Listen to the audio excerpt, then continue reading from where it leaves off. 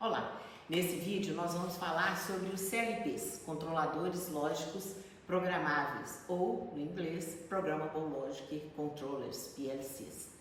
Bom, os CLPs, eles ocupam um papel central nas arquiteturas mais usuais dos sistemas de controle e automação industriais em conjunto, operando em conjunto com os sistemas de operação e supervisão, os sistemas escadas, que são executados em computadores e que permitem aos operadores a operação do processo de modo remoto e virtual, a partir das salas de controle, sendo que as operações de controle e automação são executadas pelo CLP.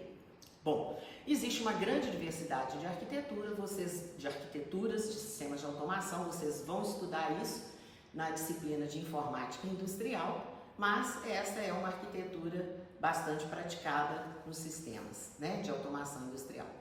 Nós podemos falar que os sistemas de automação começam a ser implementados no final do século XIX, no contexto de revolução industrial, em que mecanismos para automação de alguns movimentos dedicados das máquinas dos sistemas de produção eram implementados.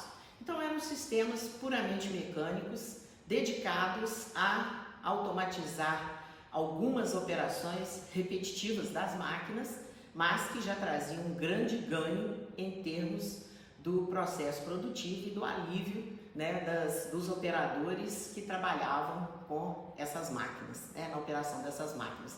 Mas eram operações muito pontuais, dedicadas e puramente mecânicas, que sofriam grandes desgastes. Claro que existia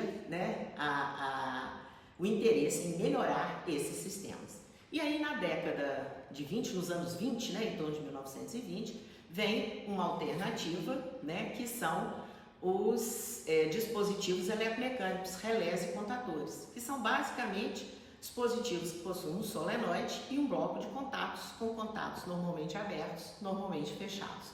Quando esse solenoide é energizado, ele atraca esse bloco de contatos e os contatos que eram abertos, que normalmente abertos, vão se fechar e os que eram normalmente fechados vão abrir. Com isso, associando-se esses contatos em série paralelo, é possível constituir-se uma lógica de comando e intertravar operações entre equipamentos do processo. Mas são sistemas cuja lógica é constituída por meio de um circuito elétrico. Então, modificar o comando de um equipamento, a forma como ele opera, quem parte primeiro, quem parte depois, as condições de partida e de parada dos equipamentos, implica em modificar um circuito elétrico, o que é muito trabalhoso. Mas nós já tivemos inúmeros ganhos aí, porque era possível já intertravar equipamentos comandados remotamente de uma sala de controle, por meio de púlpitos de comando, por meio de botoeiras conectadas eletricamente a esses circuitos. Mas, obviamente, desejava-se ainda melhorias nesse sistema.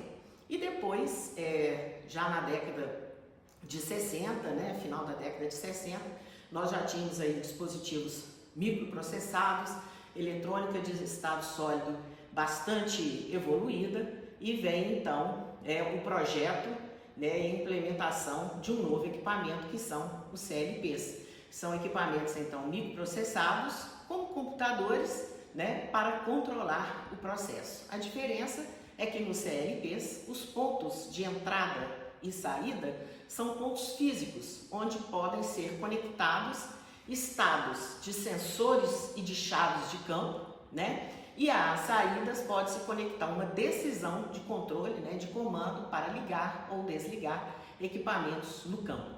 E aí as conexões com os dispositivos de campo, sejam sensores ou atuadores, são fixas aos cartões de entrada e saída desse equipamento.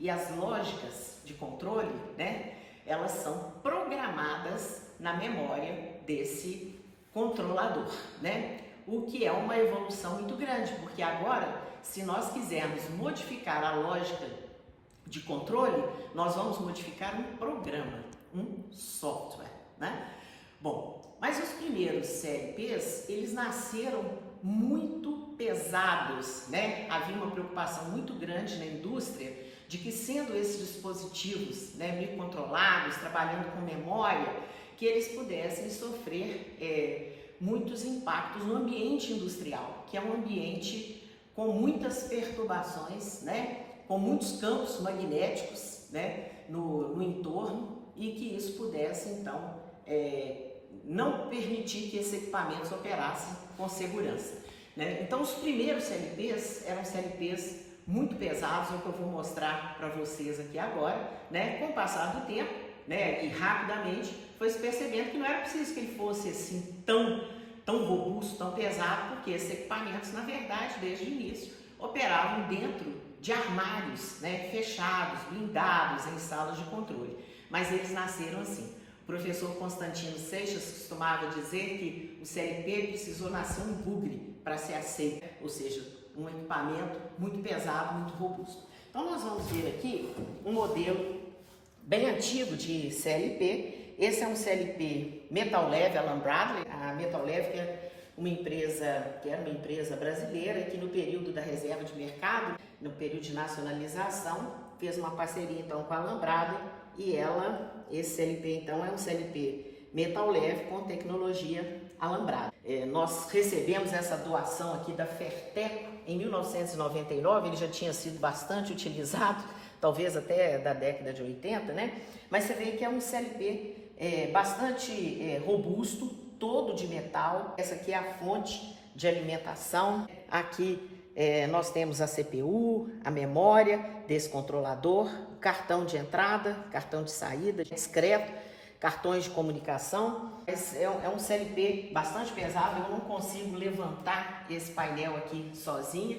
Um rack onde são fixados, né, os módulos do controlador, também um rack todo de metal, né, bastante pesado. As conexões desses módulos, elas são feitas na parte de trás do rack. Esse painel aqui, além do CLP, ele tem um conjunto aqui de disjuntores para alimentação do painel, um transformador. Aqui embaixo uma régua de Bornes, onde podem ser conectados os dispositivos de campo para terem acesso então aos pontos de entrada e saída do CLP, contadores para acionamento de cargas e botoeiras, né, e sinalizadores para comando local dos equipamentos. Aqui nós temos um outro CLP, mas já de uma geração um pouco mais nova. Esse é um CLP AL1000 da Altus, né, que foi utilizado aqui, foi o primeiro CLP utilizado aqui numa planta piloto dos laboratórios de pesquisa aqui do Departamento de Engenharia Eletrônica.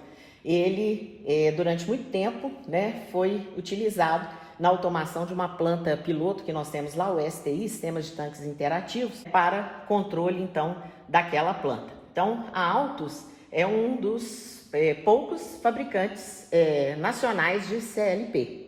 E ela se mantém no mercado hoje com modelos modernos, trabalhando com padrão de programação de controle moderno, né? Mas esse é um CLP mais antigo mesmo, a L1000, mas ele já é bem menor e mais leve do que esse aqui, que era um mini CLP. Mas ele ainda é de metal. Nós temos aqui a fonte desse controlador, também a CPU, aqui cartões de entrada, né, discretos, saídas discretas, entrada analógica e saída analógica.